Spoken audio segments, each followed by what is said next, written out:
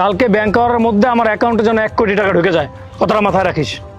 এই শোন, আমার বাড়ির টাঙ্কিতে না একটু ময়লা জমেছে, যা কে জলদি পরিষ্কার করে দিয়ে। ম্যাডাম, আমি ময়লা পরিষ্কার করার লোক না, আমি এইমাত্র আমার জমি থেকে কাজ করে ফিরলাম। এই ছোট লোক, হ্যাঁ তুই মাত্র বলি তুই জমি থেকে কাজ করে আসছিস, তাই না? তো জমি থেকে যেহেতু কাজ করেই আসছিস, তাহলে আমার বাড়ির টাঙ্কিতে যে ময়লাটা জমেছে সেটা পরিষ্কার করলে প্রবলেম কোথায় তোর? আরে আমি বললাম না যে আমি ময়লা পরিষ্কার করার লোক না। আপনার যদি ময়লা পরিষ্কার করার লোক লাগে আপনি আমাকে বলতে পারেন, আমার কাছে নাম্বার আছে, আমি আপনাকে ফোন দিয়ে দিচ্ছি। এই নেন, কথা বলুন। আরে বাবা রে বাবা, ছোট লোক ফকির নিয়ে এবার আমাকে ফোন দিচ্ছে। আর তুই কি ভাবছিস তোর হাতে এরকম একটা সস্তা ফোন যেটার দাম সর্বোচ্চ 4 থেকে 5 হাজার টাকা, সেই ফোন দিয়ে আমি ফোন করব? দেখ আমার হাতে না দামি একটা ফোন আছে, লাখ টাকা দামের ফোন, আর তুই কিনা ভাবছিস তোর ফোন থেকে আমি কল করব? আমার যদি অন্য কাউকে দিয়ে কাজটা করানোর দরকার ছিল তাহলে আমি অন্য কাউকে কল করতাম, বাট আমি তোকে দিয়ে কাজটা করবো। তাই বলছি টাইম নষ্ট না করে যা গিয়ে পরিষ্কার কর, জলদি যা। আরে ম্যাডাম, আমি বলতেছি না যে আমি ময়লা পরিষ্কার করার লোক না। আপনি যদি ময়লা পরিষ্কার করার লোক লাগে আমি ফোন দিচ্ছি, আমার কাছে নাম্বার আছে, আপনি কথা বলে নেন। আচ্ছা তুই কি ভাবছিস আমি তোকে ফ্রি ফ্রি কাজ করব? হ্যালো, আমি না কাউকে দিয়ে কোনো ফ্রি ফ্রি কাজ করে না। তোদের মতো ছোট লোক ফকিনিতে আমি খুব ভালো করে জানি তোরা টাকা ছাড়া কিছুই করিস না। তুই যে কাজটা করে দিবি না তার বিনিময়ে আমি তোকে 500 টাকা দেবো, যা গিয়ে কাজটা কর। আরে আমি বললাম তো আমি ময়লা পরিষ্কার করার লোক না। আপনার যদি প্রয়োজন হয় আমি লোক দিচ্ছি, আপনি কথা বলে নেন। আপনার যদি টাকা দিয়ে পরিষ্কার করার লোক দরকারই হয় আপনি তাকে দিয়ে করেন না, আমাকে দিয়ে কেন করাচ্ছেন? কাউকে দিয়ে যদি কাজটা করানোর দরকারই ছিল তাহলে আমি তোকে বলতাম না, বাট আমি তোকে দিয়ে কাজটা করাবো। আর তুই কি জানিস হ্যাঁ, যে কাজের জন্য আমি তোকে 500 টাকা দিচ্ছি না, এই কাজ সর্বোচ্চ 2 থেকে 300 টাকা, বাট তোকে আমি তাও 500 টাকা অফার করতেছি, তাও তুই কাজটা করবি না? আরে আশ্চর্য, আপনি 500 কেন, আমি 5 লাখ টাকা দিলেও তো আপনার ময়লা পরিষ্কার করতে যাবো না। আমি তো বললাম যারা আপনার ময়লা পরিষ্কার করে আপনি তাদেরকে দিয়ে কাজ করেন, আপনি আমাকে কেন টাকার লোভ দেখাচ্ছেন? হেই, তোকে দেখে তো যে কেউ বলবে হ্যাঁ তুই রাস্তাঘাটে এভাবে ময়লা পরিষ্কার করে বেড়াস। হ্যাঁ তুই কি পরছিস? হ্যাঁ এরকম একটা লুঙ্গি, একটা শার্ট, আবার গামছা, হাতে কোদাল, আবার আমাকে বলতেছি আমাকে দেখে কি মনে হচ্ছে আমি ময়লা পরিষ্কার করার লোক? ও আচ্ছা, আপনি আমার পোশাক দেখে আমাকে বিচার করছেন তাই তো? আপনি যদি আমার পরিচয় জানেন তাহলে আপনার মাথা ঘুরে যাবে। ছোট লোক ফকির নিয়ে আবার বলতেছে আমার পরিচয় যদি জানেন তাহলে আপনার পা থেকে মাটি সরে যাবে।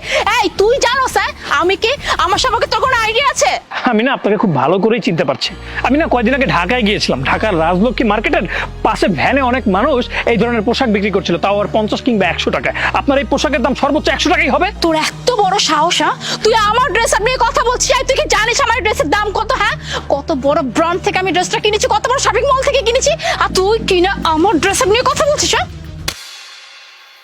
এই আপনি এটা কি করলেন? আপনি আমার গায়ে হাত তুললেন। আমি আপনার সাথে ভদ্রভাবে কথা বলছি আর আপনি আমার গায়ে হাত তুলছেন। আমিও চাইলে আপনার গায়ে হাত তুলতে পারতাম। কি বললি তুই? হ্যাঁ তোর এত বড় সাহস হ্যাঁ, তুই আমার গায়ে হাত তুলবি? তুই জানো স্যার তুই যদি আমার গায়ে হাত তুলিস তোর অবস্থা কতটা খারাপ হয়ে যাবে? আমি ভদ্রভাবে কথা বলছিলাম, আপনি শুনছিলেন না। এখন মনে হচ্ছে আপনাকে একটা শিক্ষা দিতেই হবে। অসভ্য, অভদ্র, মানুষের সাথে কিভাবে আচরণ করতে হয় সেখানে পরিবার থেকে এই শিক্ষা দেয়নি আপনাকে? তুই কাজটা ঠিক করলি না। হ্যাঁ তোকে আমি বলেছিলাম যে আমার গায়ে যদি তুই হাত দিস না তাহলে তোর এই হাত হয়তো বা তোর সাথে থাকবে না। দাঁড়া, তোকে না আমি এখন দেখাচ্ছি মজা। আর তোকে আমি বললাম না যে আমি কে এটা জানলে তোর অবস্থা খারাপ হয়ে যাবে। আমার বয়ফ্রেন্ডকে জানিস? আমার বয়ফ্রেন্ড না এই এলাকার গ্যাংস্টার। হ্যাঁ আর আমার বয়ফ্রেন্ডকে আমি এখন কল দিব, তারপর তোর অবস্থা কি করে জাস্ট দেখিস, তোর চেহারাটা আর চেহারা থাকবে না। ডাকেন, আপনি আপনার গ্যাংস্টার বয়ফ্রেন্ডকে ডাকেন, দেখি আপনার গ্যাংস্টার বয়ফ্রেন্ডের কত বড় ক্ষমতা। হ্যালো মারুফ, তুমি কোথায়? তুমি এখন আমার বাসার সামনে চলে আসো। একটা ছোট লোক ফকিন্নির বাচ্চাকে না শায়েস্তা করতে হবে। তুই জাস্ট দেখ একটু পর তোর অবস্থা কি হয়।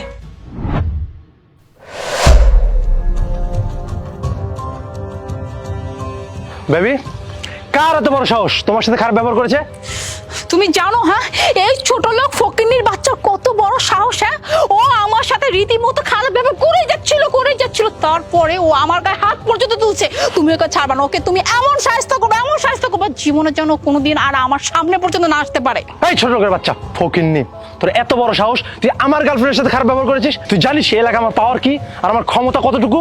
ও আচ্ছা, এই হলো আপনার গ্যাংস্টার বয়ফ্রেন্ড। দেখে তো মনে হচ্ছে কোনো বস্তি থেকে উঠে এসছে। আর গ্যাংস্টার এত কম দামি বাইক? বাবা, তুমি যদি আমার পরিচয় জানো তোমার শুধু পা থেকে মাটি না আকাশটাও ভেঙে পড়তে পারে।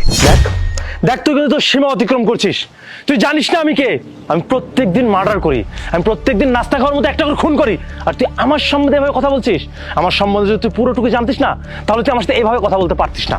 ও আচ্ছা, তুমি এত বড় মার্ডারার, ভালো। আরে স্যার, আপনি এখানে? হ্যাঁ, এইখানে একটু কাজ ছিল তাই এসেছি। আপনি এখানে কিভাবে?